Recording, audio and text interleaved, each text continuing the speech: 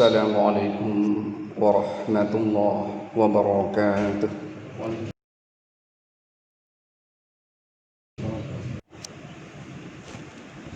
الحمد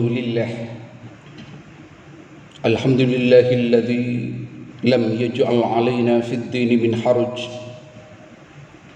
ولا يكلف الله نفسا إلا وسعها لها ما كسبت وعليها ما اكتسبت.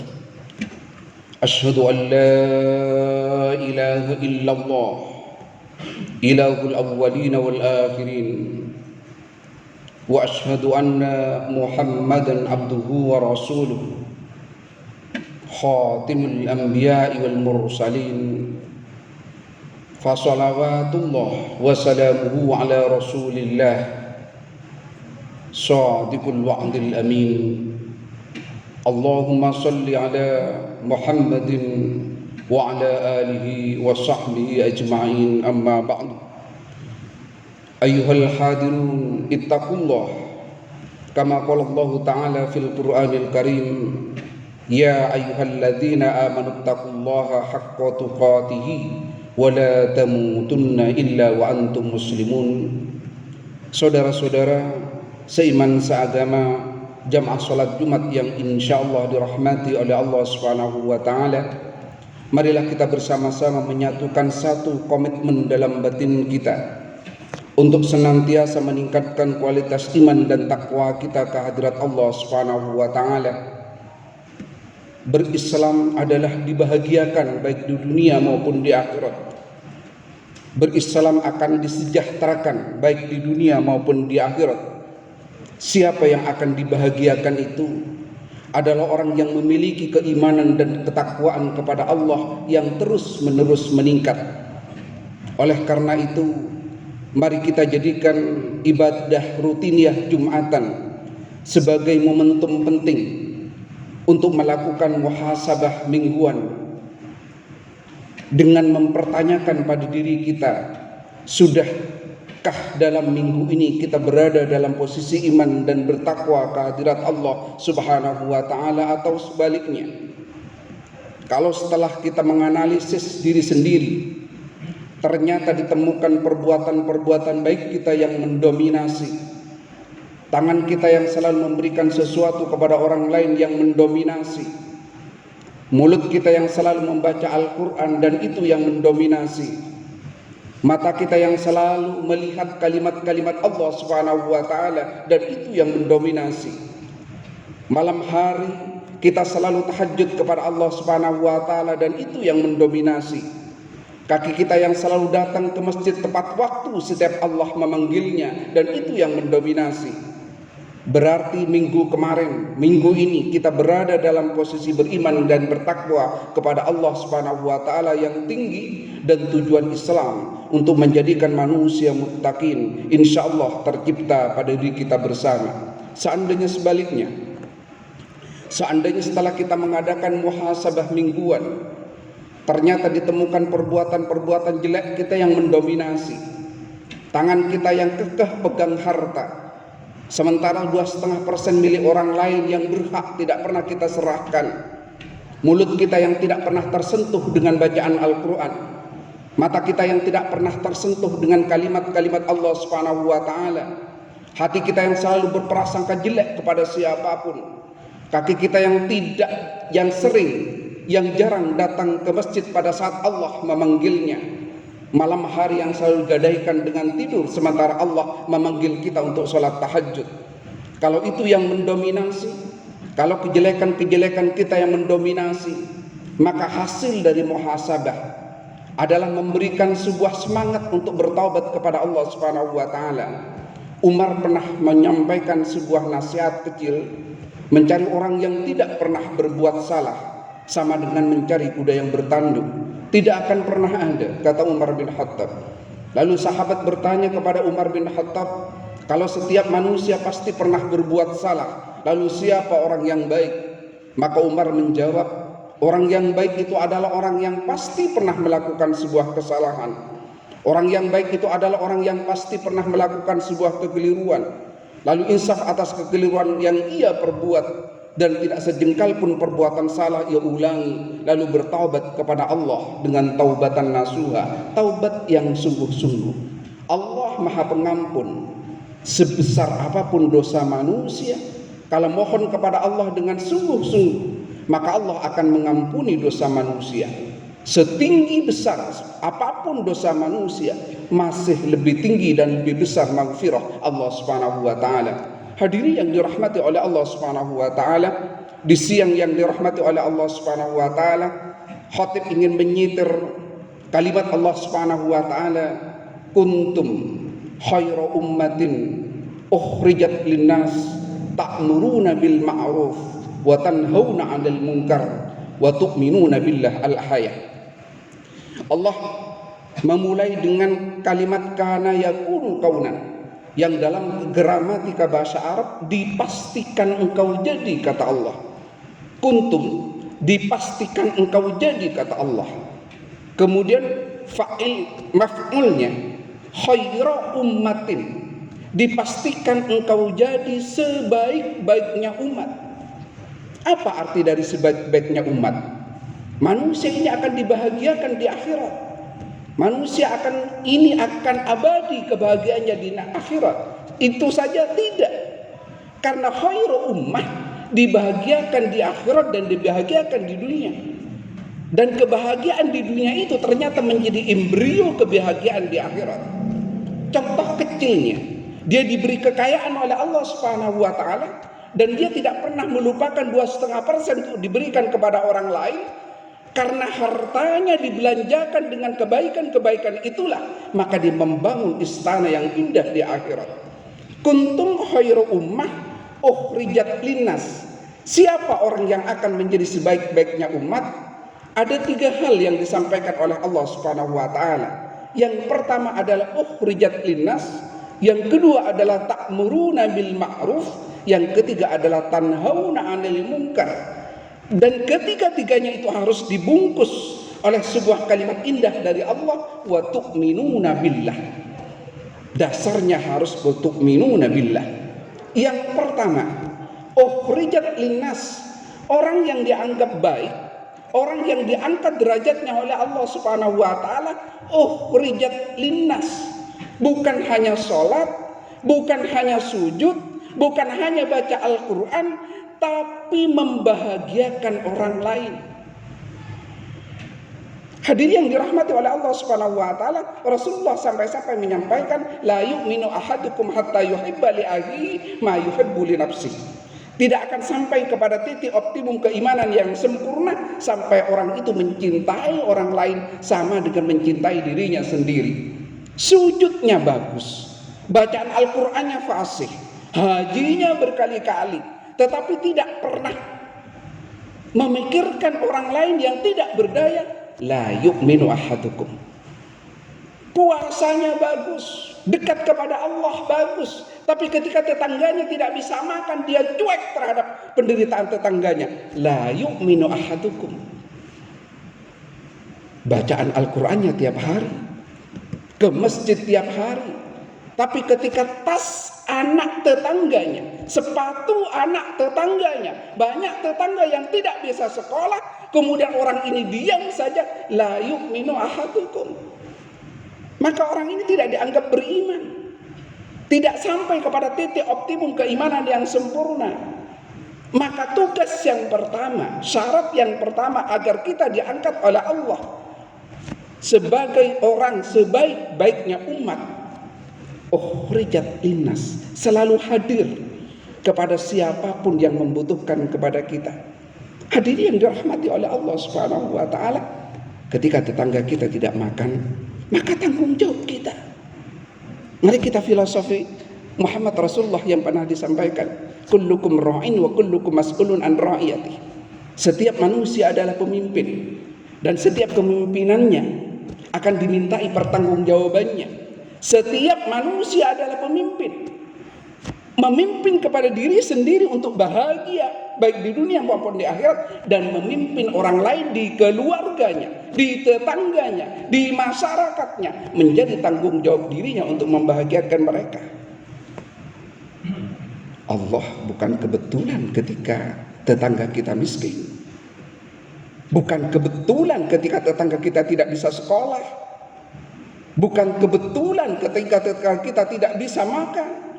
Allah memang menempatkan mereka di dekat kita untuk menguji keimanan kita. Apakah harta yang ada pada diri kita yang diberikan oleh Allah Subhanahu wa taala mampu untuk diberikan kepada mereka? Apakah dahaga mereka kita tanggung? Apakah lapar mereka kita tanggung? Apa tas yang bolong kita belikan? Apa sepatu yang sudah bolong kita berikan? Kalau itu sudah kita lakukan, berarti kita kuntum khairah. Kita berada dalam posisi betul-betul manusia yang diangkat derajatnya oleh Allah sebagai sebaik-baiknya manusia. Hadirin yang dirahmati oleh Allah Subhanahu wa taala, jangan pernah khawatir.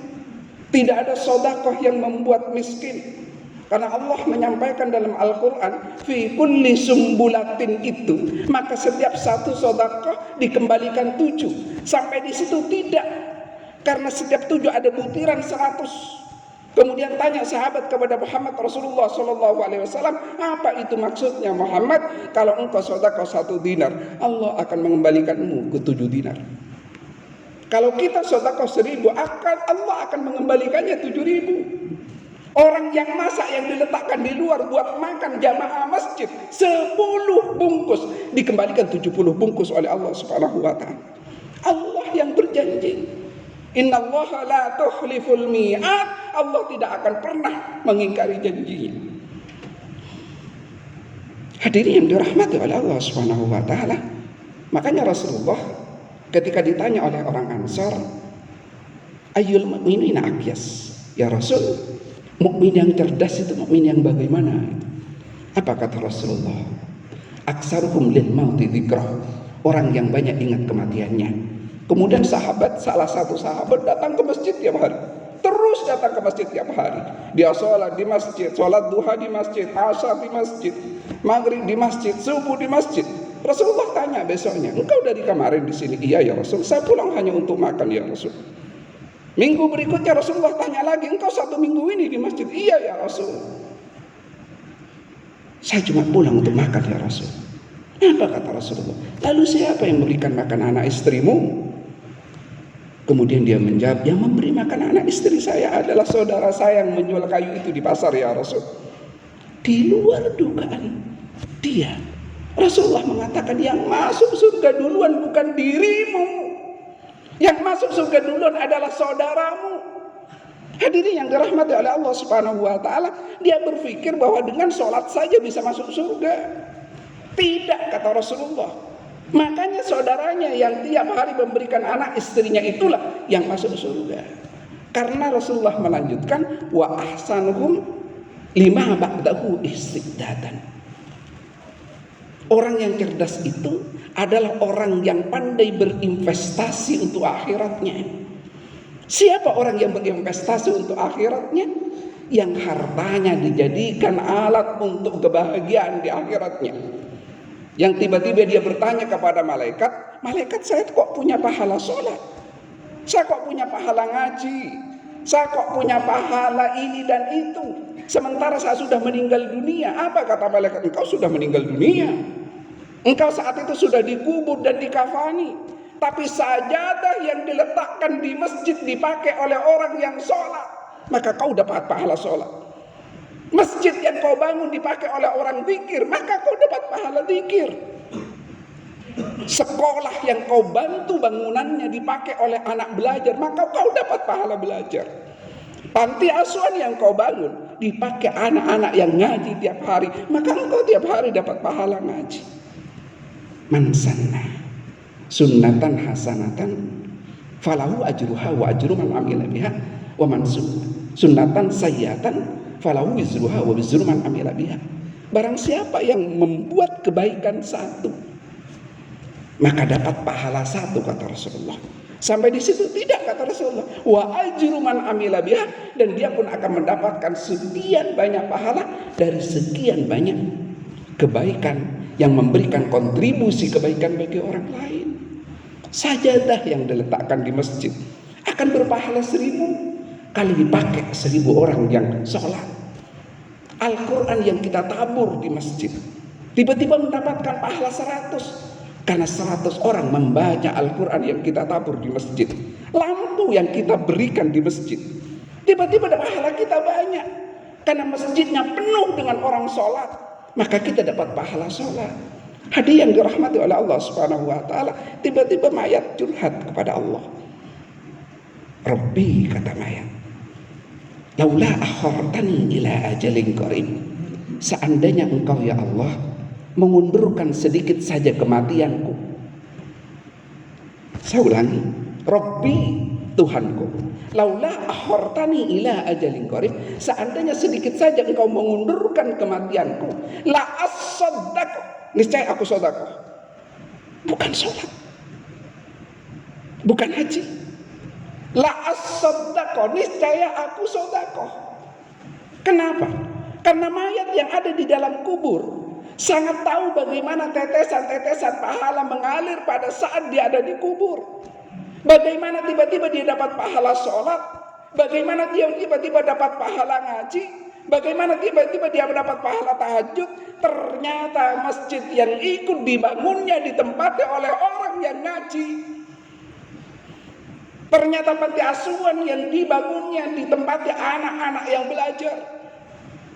Hadirin yang dirahmati oleh Allah, ini yang dimaksud oleh Rasulullah, pemuda yang cerdas, orang beriman yang cerdas. Yang kedua, ta'muruna bil ma'ruf, menyerukan kepada kebaikan. Ada seruan verbal, seruan dengan kata-kata, monggo sholat, monggo ngaji dan sebagainya. Tapi konsekuensi logisnya adalah bukan hanya menyuruh dengan mulut, bukan hanya menyuruh dengan lisan, tapi yang kedua menjadi penyebab kebaikan-kebaikan orang lain. Memberikan sarana-sarana agar kebaikan itu datang.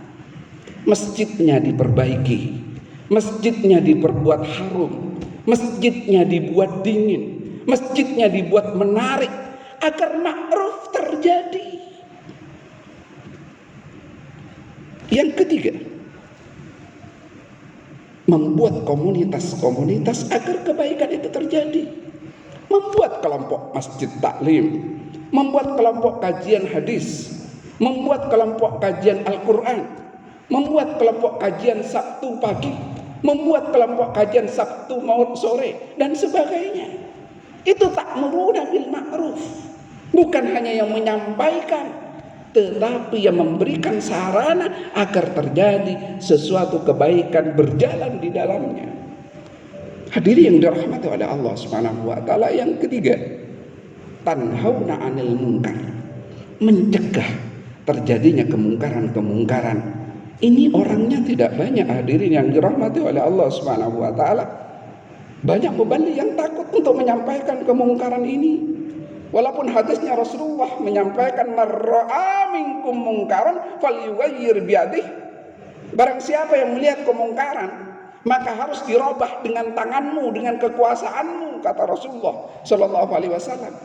Dan orang ini tidak banyak. Karena orang yang menghardik kemungkaran pasti akan dibuli.